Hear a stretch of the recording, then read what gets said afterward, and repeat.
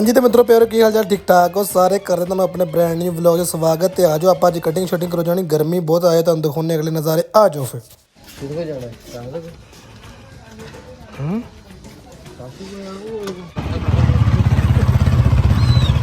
ਆ ਗਰਾਊਂਡ ਹੁੰਦਾ ਸੀ ਕਿੱਥੇ ਕਿਤੇ ਖੇਡਦੇ ਰਹੇ ਅਸੀਂ। ਆ ਸਾਡੇ ਪਿੰਡ ਦੀ ਬੈਕ ਸਾਈਡ ਆ।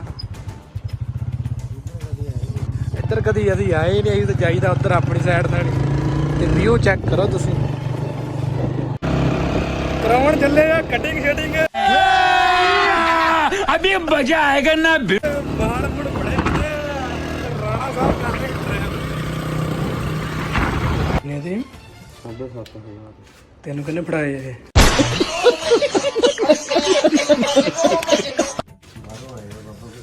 ਬਾਹਰੋਂ ਆਏ ਤੈਨੂੰ ਅੰਦਰ ਪਾ ਇੱਥੇ ਆਹੋ।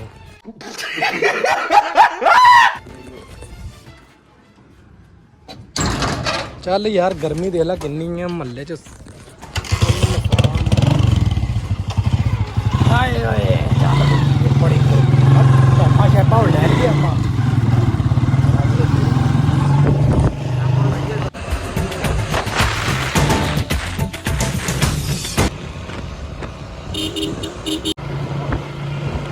ਲੋ ਜੀ ਅੱਜ ਜੁਮਾ ਹੈਗਾ ਵਾ, ਹਰ ਸ਼ਹਿਰ ਬੰਦ ਵਾ, ਵਿੱਚ ਵਿੱਚ ਖੁੱਲੀਆਂ ਵੀਆਂ ਦੁਕਾਨਾਂ।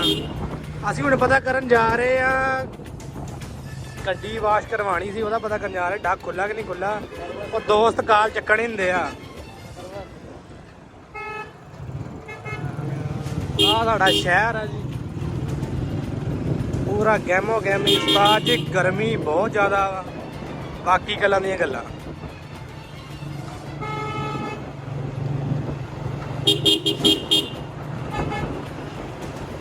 ਹਾਂ ਜਿੰਨੇ ਹਰਨ ਤੂੰ ਮਾਰਦਾ ਉਹਨੇ ਹੀ ਉਹ ਮਾਰਦਾ।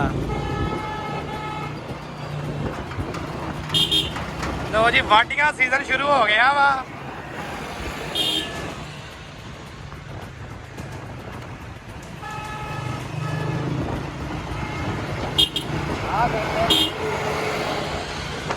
ਮਿਸਤਰੀ ਨੇ ਪੁੱਛ ਲੈਣਾ ਜਲਦ ਗਿਆ ਉੱਥੇ ਜਾਣਦੇ ਹੁਣ, ਪਹਿਲੇ ਜਾਣਦੇ ਉੱਥੇ ਜਾਣਦੇ ਹੁਣ ਬਜਾਣਾ।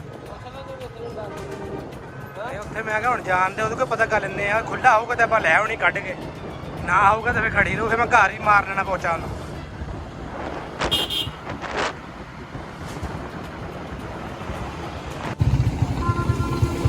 ਚੀਤੇ ਜੀ ਕੀ ਹਾਲ ਆ? ਹੈ ਕੋਈ ਟਾਈਮ ਨਹੀਂ ਫੇਰ ਵੀ ਆ ਕਿੰਨਾ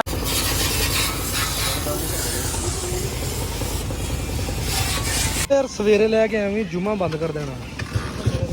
ਮੈਂ ਕਿਹਾ ਠੀਕ ਹੈ, ਮੈਂ ਆਪ ਹੀ ਧੋਲਣੀ ਆਪਾਂ ਘਰ ਹੀ।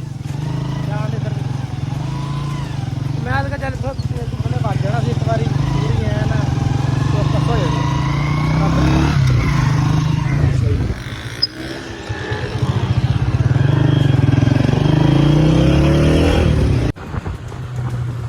ਲੋ ਜੀ ਗਰਮੀ ਲੱਗ ਰਹੀ ਸੀ, ਅਸੀਂ ਕਿਹਾ ਵੀ ਹੁਣ ਦੁੱਧ ਰਿਬੜੀ ਪੀ ਲਈਏ, ਜੇ ਖੁੱਲਾ ਹੋਇਆ ਤਾਂ ਖੁੱਲਾ ਦੁੱਧ ਰਿਬੜੀ ਪੀ ਲਈਏ, ਠੰਡੇ ਹੋ ਜਾਈਏ।